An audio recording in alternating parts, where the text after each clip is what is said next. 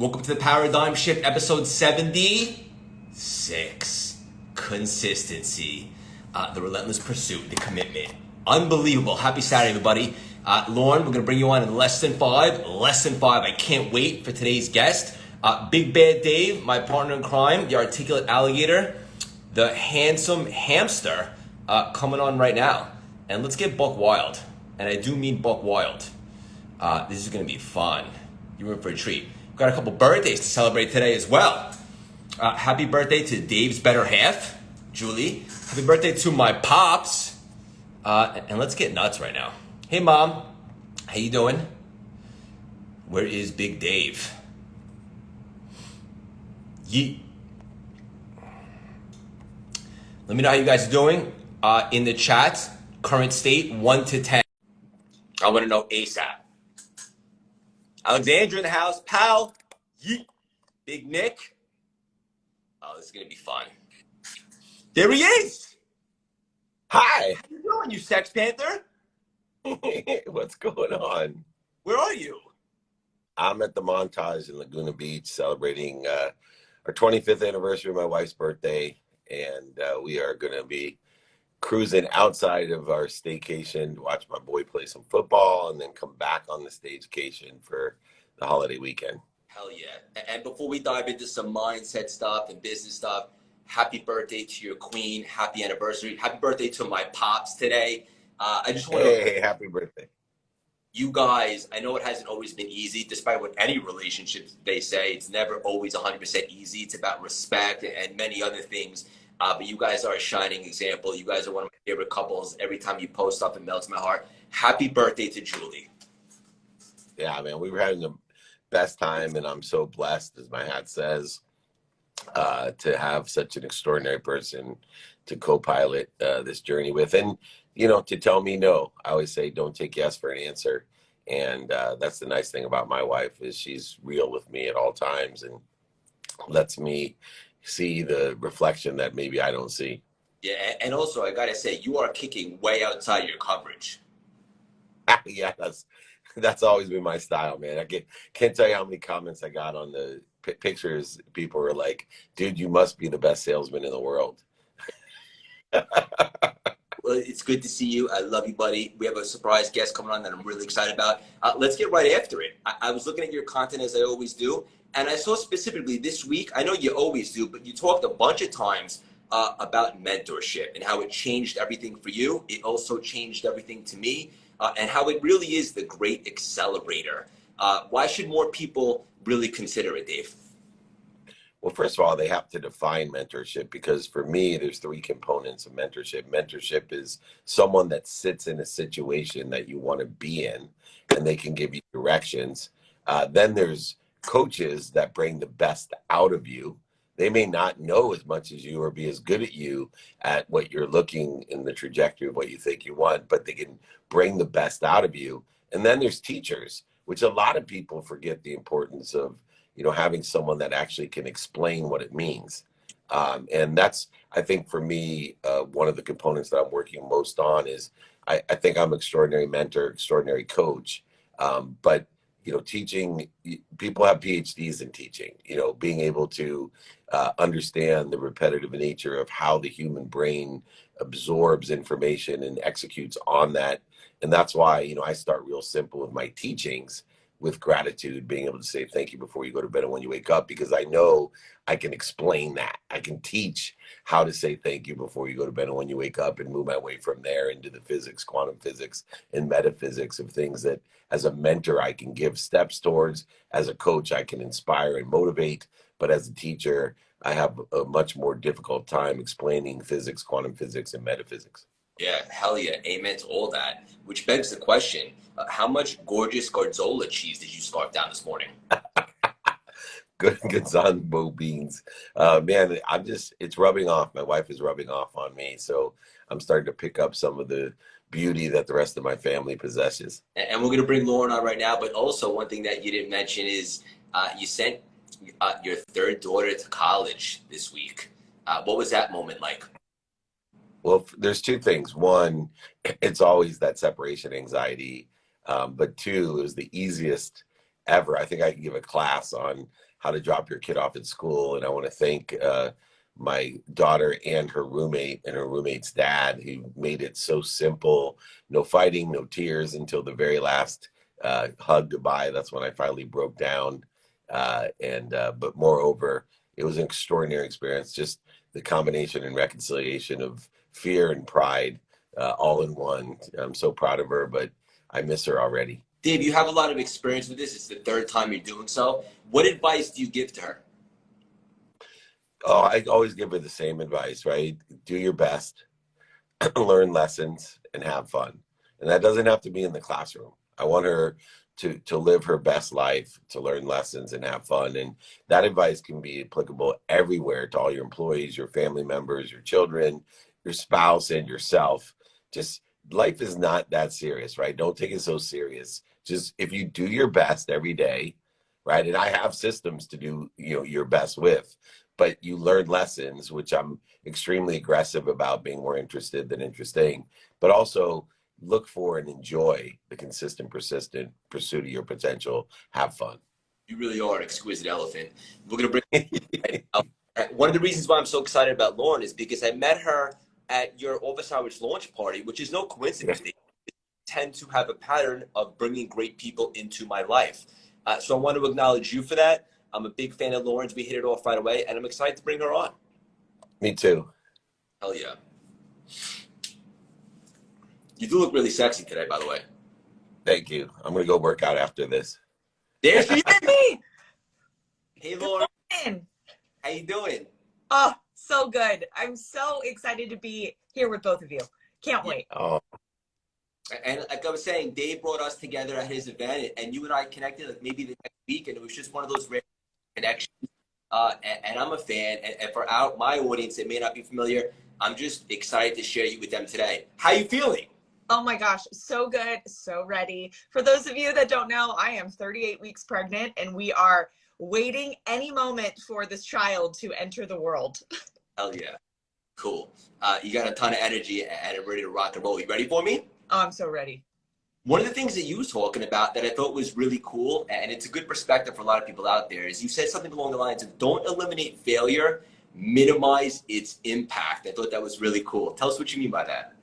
Well, I think that I'd like to start with kind of this overall general principle that mindset is not everything, but it impacts everything. And I think that's really important. One day I walked into, it was when I was working for the Yankees, I walked into one of our rooms and there was all these coaches and they had all these different disciplines. There was a catching coach, a hitting coach, our stats department, all of these people. And this guy comes up to me and he goes, Lauren, mindset is everything. And I kind of stopped and I was like, no, it's not, because just because I have a good mindset doesn't mean that I can go out and hit a 90-mile-an-hour fastball down the middle. Like, absolutely not. But when you implement mindset into your daily life, into the reality of what life has to offer, that's what impacts your ability to perform at a high level. And so failure is a part of the process. When you go after anything audacious, anything big, you are going to inevitably be met with failure at some point on your journey. And so the goal is not necessarily just to eliminate it completely. It's to increase your relationship with it, develop a better relationship with it. And as you do that, you're going to minimize its impact, because even the best MLB players in the world, they still have failures. But instead of having super high highs and super low lows, they're able to mitigate the in-between. Ooh, it's got nuggets. Dave, what are you smiling at? I just love, the idea of mindset, because mindset's meaning. And so it wouldn't be everything, because it can be changed, number one, and two, it's infinite in its possibilities. So it couldn't be everything. So if you consider mindset as the meaning in which you give defined moments, inflection points, opportunities, options, failures, setbacks, mistakes, resistance, it's the meaning that you give it, then it, of course, increases the impact in whatever trajectory or whatever meaning you're giving that defined moment or inflection point. I prefer, and I love everyone has their frequencies, vibrations, and vernaculars. I prefer to say failure maximizes opportunity. And what I mean by that is the meaning that I give failure is the lessons I learned. And let me give it into the context of giving and receiving, for example. Everybody knows if you appreciate what you have, it grows. Appreciation is adding value. Acknowledgement is where people may or may not understand this concept, but acknowledgement is acquiring the knowledge of what you have. And the knowledge of what you have is the meaning in which you give it. You cannot acquire the knowledge of what you have unless you don't have it anymore. So when we give something away, people actually will say, I've acknowledged it by giving it away. But I perceive in my own meaning that when someone takes something from me, manipulates it, steals it, or I lose it, which could be considered a failure, that I actually not only still acknowledge it because I don't have it anymore, I get the true meaning of it because I don't have it anymore. But more importantly, I think it maximizes the opportunity because I learn more when it's stolen, lost, failure, setbacks, mistakes, etc. And so not only, of course, would it minimize the impact that it has, but it also can maximize the opportunity if we learn the lesson in that. In fact, our life or our journey is really just a message, right? It's the messages that we tell ourselves by the meaning that we give, define moments and inflection point, but also the message that we continually tell ourselves and then tell others. And so I think completely aligned with and synergistic to Lauren, we can maximize and minimize the failures in our life by giving it the meaning or the mindset that we want to give it. Yeah, what an awesome response. And you mentioned the word mistake, and it's funny because I wanted to segue into this. Lauren, I saw that you made a mistake on one of your reels maybe like a month ago, and when you were quoting like a piece of history. And I'm not sure what most people will do, probably delete it or whatever the case may be, but you illuminated it, something that Dave always told me to do, and you celebrated it, and it ended up going viral with almost 4 million views. So I'm curious, what lesson did you learn in that process? Oh, so many. Yeah, first of all, I don't think I've ever had a video go viral at 4 million views. And I looked at my husband, I'm like, why this one? And then I realized that sometimes our biggest lessons happen, or some of our biggest blessings happen that way. Like, yeah, it was a huge mistake, but it was also a huge blessing because number one, I had so many people ask me, why didn't you delete it? And I said, because that's not a reflection of true life. The fact is I made a mistake and I have no problem owning that. And so then I always believe, again, David, just like you said, there's always an opportunity in the struggle. And there was a huge opportunity there. And it would have been very easy just to delete it, pretend it never existed, pretend it didn't happen. But what's the lesson in that? And so for me, I'd rather, again, I have improved my relationship with discomfort. I have a good relationship with screwing up and making mistakes. And I know that for me, that mistake didn't come from a bad place. It was completely like in integrity at the time I made it. And then when I realized it, you know, like Maya Angelou always says, when you know better, do better. Immediately, I was like, I got to do better. And so one of the things that I learned was that I had to take ownership of the fact that I didn't do good enough research. And then I put something out there. And so first I took that lesson away. And then second, man, comments blew up. I had people, you know, saying pretty horrific things, but I thought to myself, ooh, what is the lesson in this now? And those thoughts started to take over my mind, and that's called negativity bias. And so for me, I had all these opportunities. Again, David, like what you're saying, if you want to be good at something, take the opportunity of when you're bad at it. Because that's how we exercise, right? So when your muscles are weak, pick up something to make them strong. And so for me, I didn't have a very strong muscle in terms of negativity bias as it pertains to social media. So it was a really good opportunity for me to exercise it and teach it as I was going through it. All right, Dave, is Lauren on our frequency or what? Yeah, she's amazing. And that's why your frequency is your neighborhood. And that's why we met in the same neighborhood.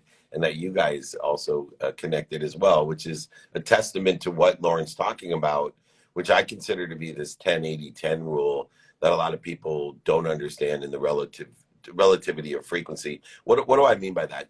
The reason that a video goes viral, when we could have an average of 40,000 views on all our videos, and all of a sudden one of them, for whatever reason, we don't even know, right? Believe me, I've personally curated the perfect video with Justin, who's in here right now. And I said, oh my gosh, this thing, we've had 10 million on a video, right? This thing's going to blow that one out of the water. And then it gets like 10,000 views. And until I started to realize the 10-80-10 rule of how this all works. And let me explain my philosophy, may or may not be true, but I think mathematically it makes sense to me.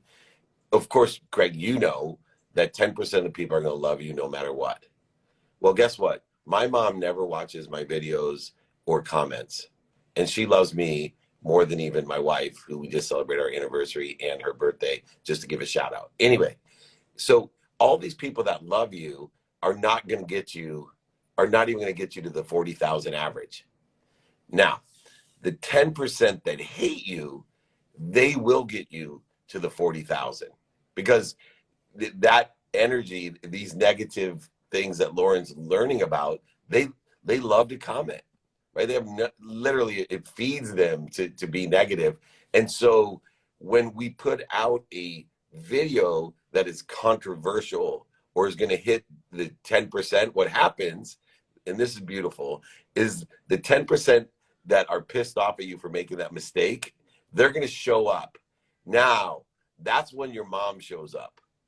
Don't you talk shit about my baby. Don't you talk shit about my baby. And I promise you, Lauren, in that 4 million, you got plenty of people defending you all of a sudden that never came out of the woodwork, but now they're there defending you, protecting and promoting you.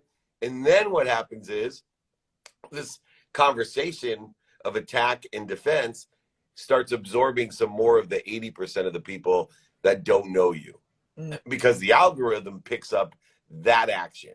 And that's how these videos go viral. So you actually, the more authentic you are, if you're Dr. Pimple Popper and all these people hate watching pimples, or you're Kim Kardashian who has some sort of obscure sex to create her career, this is where, this is, you look shocked, Craig. How do you think Kim Kardashian started a career? Haven't you seen the video? Haven't you seen the video? Let's be honest. Tell me what, look, I've run companies. I've made a ton of money by building businesses and hiring people, right? What did she do to be so popular? I'll tell you what she did. She understood the 10-80-10 rule, and she got people to hate on her. And then all the people that were at her frequency came out of the woodwork and say, don't talk about my baby Kim that way. And then they started to absorb more and more of the 80%. Anyway, I didn't mean to take up so much time, Lauren, but that's really important media lesson. And continue to be authentic, continue to have your community stand up for you.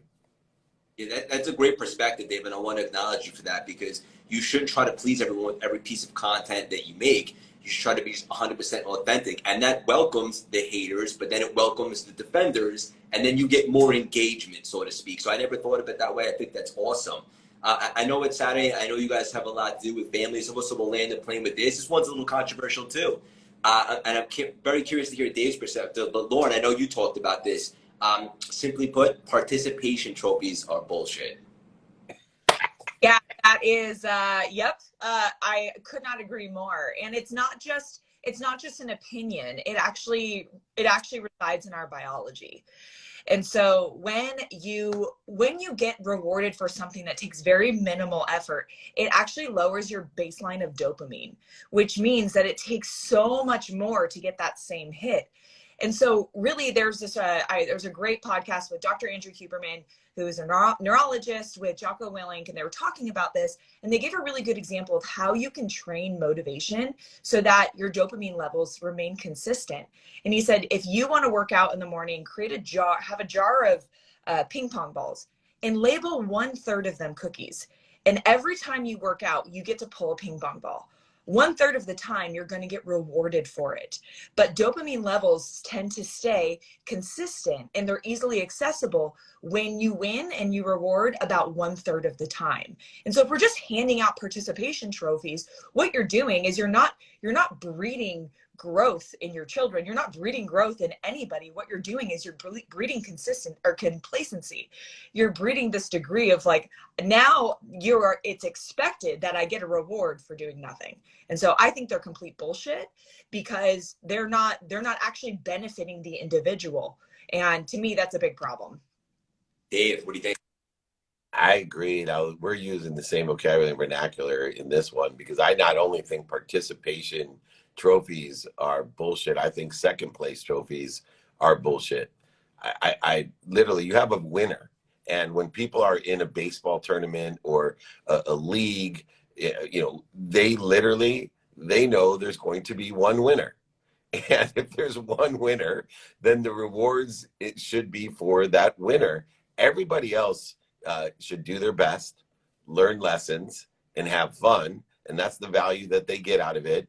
But I think we need to acknowledge those winners, recognize the best at that time. And I think, you know, to do otherwise, I love that Lauren also uses, you know, dopamine, oxytocin, serotonin, and endorphins, because I personally believe that, you know, like Scooby snacks, the universe, God, source, Buddha, Muhammad, Joseph Smith, whatever you believe in, I believe that when we have the appropriate behavior, that we get a Scooby snack called the dose, dopamine, oxytocin, so, you know, if you work out, oh, you know, this is God. I'll use God because I believe in God. God's way of telling you, yeah, this is good. And if you're doing something that's not good, he gives you cortisol. So if you're anxious and worried and negative, cortisol, God's saying, don't do it. Don't do it. I'm creating interference and inflammation in your being. And do the things that create dopamine, oxytocin, serotonin, endorphins. Therefore, I think biochemically, Lauren has some great scientific backing to her philosophy that participation trophies are bullshit. So are second and third place trophies, by the way. Give them a medal at the very most. What an awesome response. And I agree, straight up. This is too much fun, guys. Lauren, I think you're amazing. I'm so excited to collaborate with you today. What's the best way for our audience and community to support you? Oh man, you can join me on my Instagram at Lauren Johnson or Lauren Nicole Johnson on Instagram. That's the best way, I guess, right now to find me. You can, I'm sure I'm somewhere in here, you can find that. But yeah, come follow me, come join me, and come join on the fun with just mindset tips that I throw out. Essentially, as I learn, I try to teach. So a lot of the things that I am teaching, I am also actively learning and practicing myself. I love it. Dave, one final nugget? Oh, humility, wisdom, and beauty all in one. That's what Lauren has. So make sure you follow her and learn from her. I love different people with different vernacular telling the exact same stories. And that's what we're telling here on Paradigm Shift, those same stories. Anybody want to reach out to me? It's david@dmeltzer.com. You can Google me. It's David Meltzer everywhere. And I'm here to be of service and love being here. How many Saturdays have we been doing this in a row? This was episode 76, Big Dave. How about the fact that we do this so much and my wife loves you so much and she's like, make sure that we schedule Paradigm Shift on our anniversary birthday weekend at the Montage. So she woke up early for this, so now I can go for my walk. Did you really, or are you messing with me? No, she's in bed. I'd show her you there. But yeah, she certainly did. Tyler, I love her. I love you guys so much. Lauren, thanks for joining us. Love you both. Let's have an unbelievable weekend. And thank you guys genuinely for your time. Hey, love you. Good to see you, Lauren. See you guys. Bye-bye. Awesome. Episode 76. Woo! My goodness. Talk about consistency. If you guys don't follow Lauren, big mistake. Go see what she's got going on. She's awesome. Her analogies, her wisdom, her authenticity. She's just a great follow, and you'll learn a lot straight up. Obviously, as always, thank you to my partner in crime, Big Dave.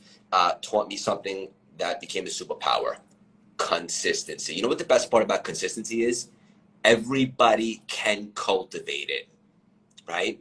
Anybody can. Consistency is a superpower without question. And it's amazing by stacking consistent activities, what you can grow in the process.